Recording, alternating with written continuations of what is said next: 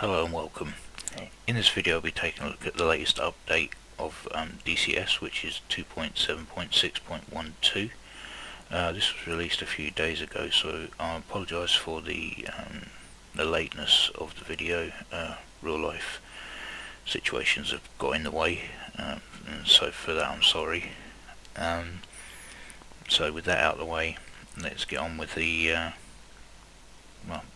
changelog. Obviously the biggest thing being the release of the Mosquito.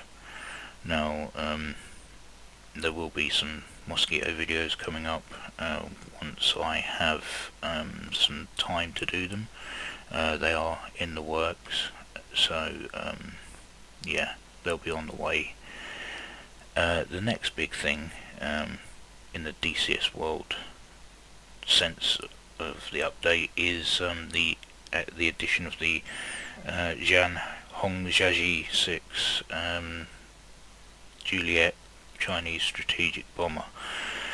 Now this variant is the anti-shipping variant for the People's Liberation Army Navy Air Force. So if we just jump into the sim, we've got it here, we go into the configurator. Now they've done a fantastic version of the model. I mean it really does look good. Textures are lovely. I just love the contours. The shape of this aircraft is amazing.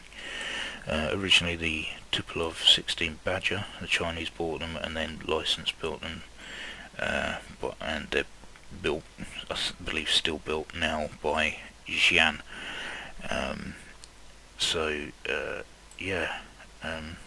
Done a very smart job of that. Now this thing isn't a slouch. It's got new engines. The performance is a lot better than the original Badgers that were purchased from the USSR. As you can see, it's got 2 ECM pods on tips of the wings there. And we have a bomb bay and 6 hard points on the wings. Now obviously other changes are there is no defensive barbette at the back. That's all now RWR bits and pieces like that, and the obviously the enclosed nose cone no longer flying greenhouse at the front. So I mean the Chinese have very much made it their own aircraft. So like I say, this is the dedicated anti-shipping variant, the Juliet version, and with that it has a similar performance to the K variant, which is used by the People's Liberation Army Air Force, and I'm hoping, I mean I don't see why this couldn't happen a little way down the road. Possibly a Hongjiaji 6 DU or Delta Uniform variant, which is the dedicated air refueling platform for the People's Liberation Army Navy Air Force. It wouldn't take much to convert the model. Obviously take the hard points off, replace the ECM pods there, and put on some hose drogue reel units on the pylon there, and yeah, I mean it's also missing its bombing radar, but as it's a dedicated aerial refueling platform, it doesn't really need it. So, like I say, anti-shipping, so onto the dedicated armament that's come with the update. Now, this is for the bomb bay, position 8, position 7, you can have the data link pod at the back there, always handy. So if we go to 6, which would be this pylon here, air-ground missiles and bombs, you can have general purpose low drag 250 kilogram bombs, or you can go to the air-to-ground missiles with the KD-20 or the Yingji 83 kilo. The KD-20, this beauty here, falls under the Sword 10 family of land attack cruise missiles. It has a 1,100 pound conventional or nuclear warhead, has a range of around 810 nautical miles. Guidance is via inertial navigation, satellite navigation, terrain contour matching or TERCOM, and possible digital scene mapping area correlator for terminal guidance. Now this thing has potential in itself, quite simply because falling under the Sword 10 missile family, it can also be launched from other platforms. This isn't normally launched from the Juliet model of the Hong Jiajing 6, but it's being added anyway, as this is a land attack cruise missile. But this can be launched via the Kilo and Mike variants of the H6. It can be launched by the Type 93 submarine, Terrain Erector Launcher, or TEL, or Terry Wogan, or the Type 52D and 55 destroyers for the Navy. And yeah, quite versatile bit of kit there, lots of potential for the future. If we move on to the next pylon, again we can have war bombs, low drag, general purpose, and we can have another KD-20, we can have a KD-63, which we'll come back to in a minute. You can have the Yingji 12, the Yingji 83K. Now if we come back up to the KD-63, now this variant seems to be it's the TV guided variant. I don't believe that's entirely accurate. I think it's the beta version that this uses mainly, with the radar nose. And the KD-63 or the Yingji 63 is also a land attack cruise missile. So not really launched from the Juliet model, the Kilo and the Mike variants. It has a range of 107 nautical miles. The warhead is 500 kilogram or 1,100 pound conventional or nuclear, and the guidance is inertial navigation system, and that's an air launch cruise missile, whereas this one has potential to be launched by many other platforms. And then on to the next edition from this update, if we can find it, the Yingji 12. Yep, there we go. And this looks very much like a what's the name of it? It's the SA5 or the SA5 Gammon. It looks very similar in the fact that it's got these. I'm not sure if they're extra boost launch. I think they're boosters, and then you've got the main rocket engine at the back. But this is the anti-shipping cruise missile, supersonic, built to be fired from this platform. It has a range of 130 to 220 nautical miles, depending on altitude, and it can sustain a speed of Mach 2 to Mach 4, again depending on altitude. And the way of guiding is terminal guidance, but it's not just this platform that it can be fired from. It can also be launched from the JH-7 Beta Flying Leopard, the Type 51B destroyer, or the Sovremeni class destroyer. So again, another missile with a lot of potential and possibilities for the sim. And if we look into the bomb bay, we can either have 12 250 kilogram general purpose Hydrak bombs, or you can go for the 24 option. Not sure why you'd really go for the 12 option when you can have 24. I mean, overkill is always a good thing. But yeah, that's the Hongjiaji 6. Sorry, I'm trying to pronounce that, but that's the H in H6. So yeah, that's that part of the update. And to be honest, like I say, it's impressive. I can see why they've gone for the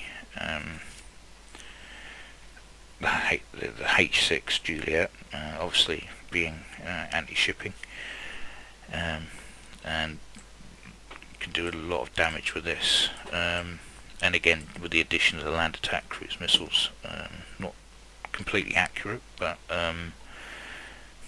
still a H6, I guess.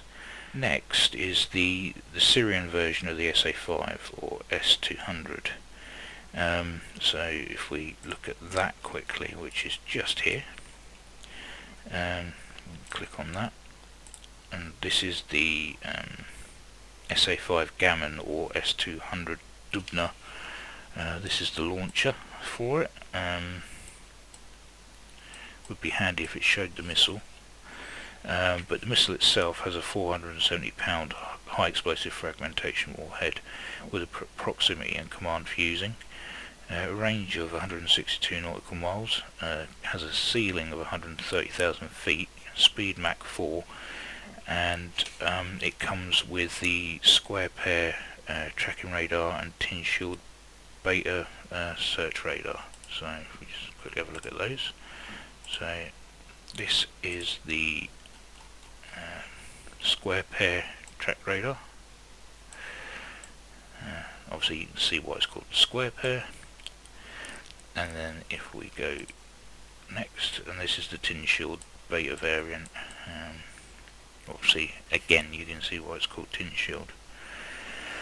And if we come out of this, I mean, you can see the range on this. It covers most of, what, just under 2/3 of the map. I mean, it's an insanely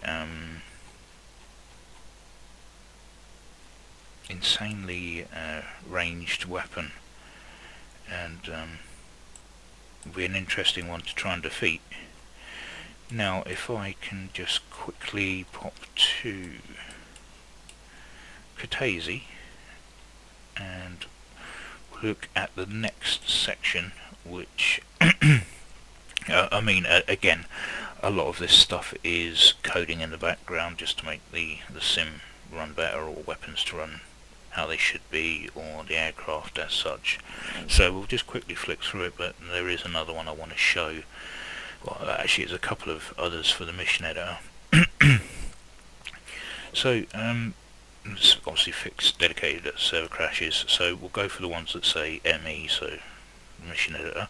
So removed pylons will no longer be listed as weapons in the briefing. The scripting is fixed. Function coalition add static object not being synced with connected clients to a server. There's no weapons list for our menu fixed. Added navaid panel in mission editor. If we go to view, go to beacons info, and here we go, we have all of the beacon info for all the airfields on the map. The VOR frequencies, the idents if you use the Morse in the headset, no DMEs, no VOR DMEs, TACANs, no Vortex, and no ICLS glide slopes. But if we click these, and then all of a sudden the whole thing comes to life, and nautical beacons. So there we go. Now we can see that each airfield has multiple info and navaid frequencies and things like that, and that's found in the view beacon info there. And if we carry on down, we've got added refly and skip mission options to campaign engine. AI aircraft, the plane will be accelerating more than 200 meters per second for the KH-31 missile launch. Multiplayer, so track IR and HOTAS are disabled when chat box is open. That's now fixed. Next big one that I want to look at, the mission editor, is for the surface-to-air missile Patriot. Now, before you could set up a Patriot battery, and not having much knowledge, you could set up quite wrong in the fact that you don't have a sector covered, or you have the radar facing the wrong way, or the launcher. So now that's all been changed, and it will now show the coverage when you add those in. Now, I've probably set this up wrong. I've never really set up a Patriot battery before, but as you can see, each of the search track radars have their own sort of, well, they don't range around the whole compass bearing. They just seem to have their own little sector to scan. So obviously you set 4 up, you've got the whole airfield covered. And the same pretty much goes with launchers. Obviously you've got 4 to a launcher, and again each one only has a certain area covered, and yeah, so that's now shown to make life a bit easier. Again, I've probably done this wrong. It looks like I've got the battery facing the right way, but yeah, as you can see, the range not quite as big as the Gammon, but it's a fair size. But I've got the whole sector covered. So yeah, that's makes it nicely easier for the newcomer to the game. Back to the change log. So added view for trains now, so that if you want to set a train up for anything, you can now basically view the train. That possibly is going to play a role for any World War II missions, having set up train carried ranged weapons of all kinds. Then you've got AI aircraft. Bingo state does not consider new carrier recovery time corrected. Airports triggers mission briefing crash after trying to transfer part of the copied text to a new paragraph. Added tool to set position by coordinates. So we go up to customize, go to set position, and now you can set a position by coordinates. So if we go, say, north 42 10 39, so 42 10 39 by, I don't know, 42 10 39 by 42 east 42 30 42 34 11, 42 34 11. Okay, and now it's set us into that position to place a unit. So if you want to set units and you don't want to keep dragging around the map, just remember your coordinates or surrounding areas, and then you can just plonk them right next where you want them. Obviously you can change that from westing to easting, or easting to westing, or northing to southing, depending on what you're doing. And then you got hours, minutes and seconds. So yeah, that's another addition. If we go back onto the changelog, now the KC-135 MPRS generator turbines do not spin. That's now fixed. Again, AI aircraft. I mean, you can read all this through this yourself, but a lot of it is background work that you won't really see. But it all goes towards running the the sim a lot smoother. The user interface error when trying to place a plane on a map after using a historical list has been fixed, and improved detail of scenes at very long distances, and improved the transition to the far level of detail of trees. So that should help it run smoother. That's it for the DCS World section. And then you've got additions to the Viper, the Bug, Hind, Tomcat, of which the one that I like most out of that one is the explicitly disabled lofting of aim 7s, so now that they will fire straight and true like they're supposed to. So that's a good addition. Should make kills a little bit easier instead of looping over the top of a target or fly straight into it. Vegan has got improved gear suspension simulation, shader loading procedures, again like I say, background DCS crash when looping the aircraft, again background stuff, updated ground handling and associated parameters. With the AV8 it's just fixed a load of things that weren't working properly on it. MiG-19 has improved the roll control, and fixed some other bits and pieces. The JR-17 has a load of fixed and adjusted stuff there. Gazelle added radar warning receiver symbology for all the carriers and such. The CASA 101 has got a load of added stuff for the Oculus. Again, other background bits and pieces, updated auto shutdown sequences. MiG-21 has adjusted the alpha channel in the landing lights texture, added 2 Hungarian Griffin liveries, which should be quite nice. Fixed the DLLs causing DCS crash in the Christian Eagle 2, and fixed code within main panel, using the Issue-25 cockpit to occasionally appear. The World War II asset pack, the altitude engagement restrictions have been, as a prioritization problem has been solved. KDA life points fixed. AI is now affected by fuel leaks, which is good. AD element losing most of its mass and receiving damage, again good. Black Shark atmospheric pressure effect on the position of operating point. Flaming Cliffs, green blot on the HUD eliminated. Small little things. Combined arms, incorrect sight for man pads, fixed a load of other bits and pieces. Channel map. Now this is a big improvement. Added snow for the winter scenes. Adjusted minimum and maximum temperature values for the seasons, so making the weather different. Improved the detail of settlements and roads between Abbeville, Druka and the city of Amiens. All bridges on the map are now destructible, so that will make